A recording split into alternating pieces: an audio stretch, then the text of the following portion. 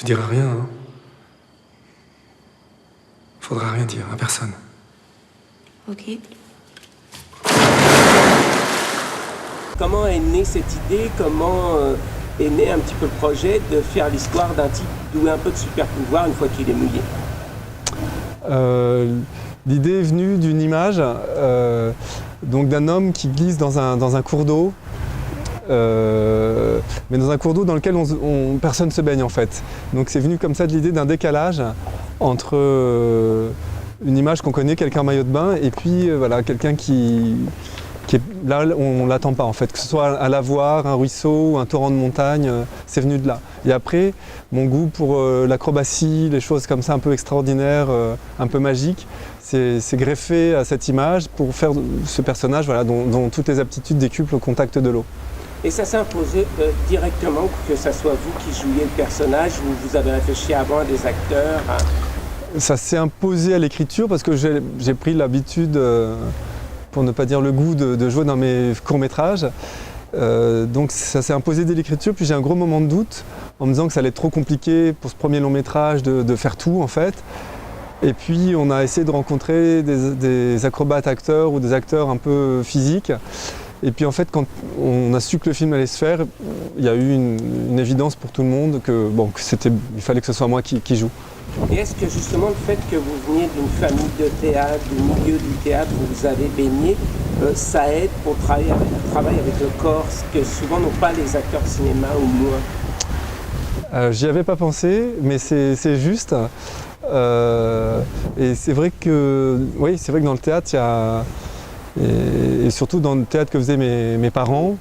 Mon père, il est très danseur, il chante, il fait acrobate aussi, il fait beaucoup de choses. Sans doute, même si je ne fais pas du tout de théâtre et qu'eux ne font que du théâtre, j'ai sans doute eu quelque chose de cette fibre. Et de la même façon que ce ne soit pas un super-héros, mais qu'il y a aussi cette imprégnation de la réalité, que parfois même on ne sache pas très bien si on est dans le domaine du rêve, de la réalité, où commence l'un, où s'arrête l'autre.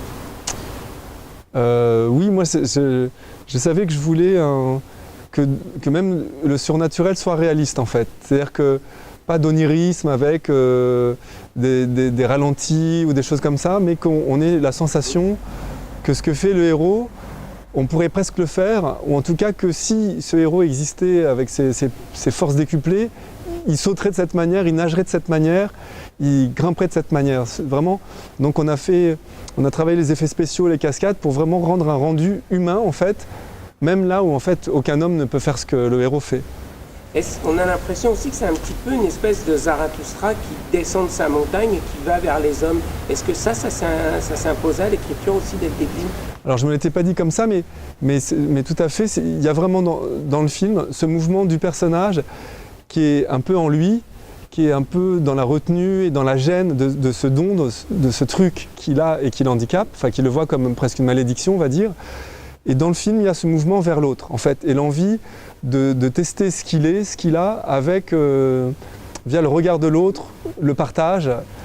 Et dans tout le film, vraiment, une fois que le premier pas est fait, il est dans cette dynamique de « je veux exister tel que je suis », mais pas isolé, mais dans ce monde et avec les autres. D'ailleurs, il y a la première partie presque du cinéma japonais, c'est-à-dire dans le silence, dans la contemplation, dans le regard qu'on a sur les personnages ou qu'il a sur les autres. Et après, par contre, on va basculer dans un cinéma un peu plus d'action et un peu plus de paroles, sans avoir non plus des longs discours. Ça aussi, ça s'est imposé. Ça s'est imposé vraiment dans l'écriture. Je savais qu'il fallait un temps pour qu'on comprenne les enjeux de ce personnage, en fait.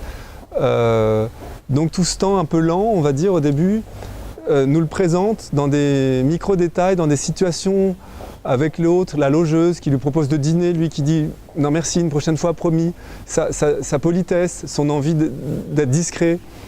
Donc il y avait besoin de tout ce temps pour que quand il rencontre la fille et qu'on sent qu'ils se séduisent, qu'on se dise « ah oula, qu'est-ce qu'il va le faire est-ce qu'il va y aller ou pas? Est-ce qu'il va lui mentir? Est-ce qu'il va partager ?»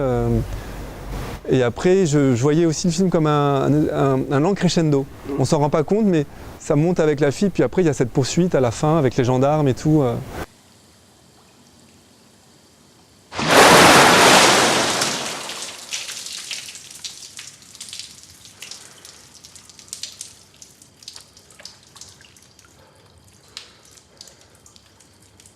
Et tu peux le refaire? Ouais. Il y a cette idée de boucle qui était... Alors là, pour le coup, c'était pas conscient, mais de fait, c'était dans l'écriture, puis tout le monde m'en parle. À la différence près que à la fin, il a le sourire et il a vécu quelque chose de beau, il a vécu une belle rencontre. Donc au début, il y a un peu comme une fuite. À la fin, il y a certes une fuite, mais avec un objectif, c'est l'amour, l'eau. Et voilà, il a vu que ça pouvait être possible de vivre dans ce monde et d'être aimé tel qu'il est.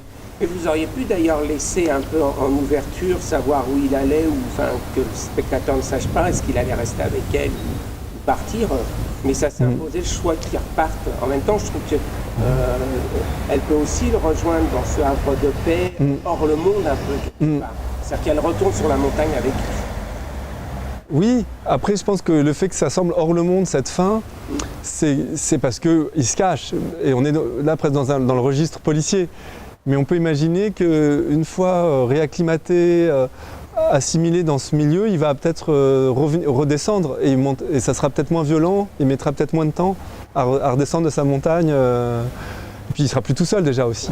Un autre point commun qu'on retrouve avec les super-héros, c'est que le don le marginalise, on le voit dès le début. Sauf qu'à la fin, c'est aussi ce don-là qui lui permet d'être et de trouver celle qu'il aime. Donc oui, c'est lui-même qui se met à l'écart d'ailleurs.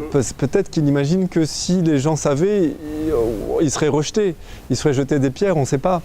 Donc il y a aussi quelque chose de l'ordre de sa propre projection dans le regard de l'autre. Et oui. Justement, le silence, le non-dit, la rencontre se fait par un silence et par un non-dit. Certains moines bouddhistes de courant, par exemple, s'appelle le zen, disent que c'est notre corps qui parle. C'est-à-dire que ce sont nos cellules, etc. Est-ce qu'il n'y a pas un peu de ça dans le personnage? À la fois par son rapport avec le corps et son rapport à l'autre qui passe par le corps, y compris par son copain qu'il va rencontrer sur le chantier. Ouais. Très certainement. Et c'est peut-être dans son rapport à la nature aussi. Par exemple, pour la séquence de rencontre avec le renard, on sent que la rencontre est possible parce qu'il y a une alchimie, il y a une osmose entre lui et l'eau, le renard et la végétation, et qu'ils peuvent s'entendre. Oui, moi j'y crois beaucoup, et puis même si je pratique pas la méditation zen ou tout ça, mais et le cinéma permet ça en fait. Ce qu'on voit très bien, le cinéma japonais, il peut être très, très peu bavard aussi, parce qu'il y a une grande confiance dans comment la distance entre les corps, le cadre, le rythme et le son peut raconter en fait tout ça. Et c'est vrai que moi je suis très attiré vers ce cinéma qui va prendre en charge en fait le récit et la psychologie par de l'incarnation en fait. Nous on pense à des gens un peu comme Ozu, alors pas non plus en mettant la caméra en bas, mais dans le sens où ce qu'il a gravé sur sa tombe qui est le mou, c'est-à-dire ce vide plein, c'est-à-dire ce vide qui peut tout donner. Et vous êtes un peu dans ça. Alors j'y avais pas pensé non plus, mais oui, j'aime bien. En fait, sur le papier, le film est très vide. Enfin, je ne devrais pas trop dire ça, mais il est peu plein, on va dire. Mais à en croire la réception, l'accueil des spectateurs, aussi variés qu'ils soient, il y a quand même quelque chose. On sent voilà, mais que ce vide, il appelle aussi le spectateur à le remplir. Enfin, il y a comme ça ça permet un échange.